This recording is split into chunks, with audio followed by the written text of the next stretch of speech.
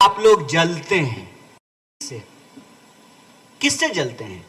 ऐसी जिंदगी अकेले फुटबॉल देखना पड़े? नहीं चाहिए, बिल्कुल नहीं जलते हैं। ऐसा जीवन बिल्कुल भी नहीं चाहिए।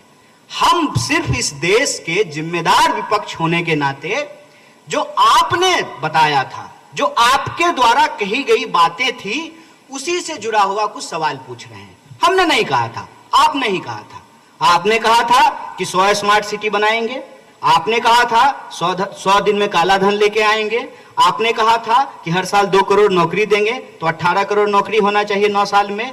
आपने कहा था किसानों की आमदनी दुगनी कर देंगे, आपने कहा था महंगाई कम कर देंगे, आपने कहा था कि महिलाओं के ऊपर अत्याचार कम हो जाएगा, आपने कहा था कि इस देश के भीतर जो भी रहने वाले लोग हैं सबको साथ लेकर के चलेंगे और अच्छा दिन आएगा। ये तमाम वादे आपके द्वारा किए गए थे, और आज आप अपने अचीवमेंट के रूप में जो चीजें गिना रहे हैं उसमें एक भी यह बात नहीं कही जा रही है। स्वयं प्रधानमंत्री ने इन बातों को बोलना बंद कर दिया है। आपने देखा होगा कर्नाटक के चुनाव में भाजपा ने रोजी रोटी, कपड़ा, मकान, शिक्षा, स्वास्थ्य, सड़क, बिजली, पानी पे चुनाव नहीं लड़ा।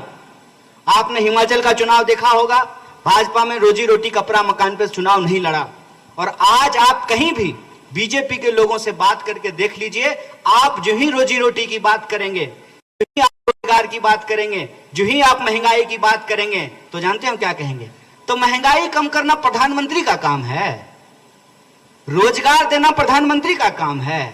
तो रोजगार देना प्रधानमंत्री का काम नहीं है तो बिजली के खंभे का उद्घाटन करना भी प्रधानमंत्री का काम नहीं है, वो काम विद्युत मंत्री का है।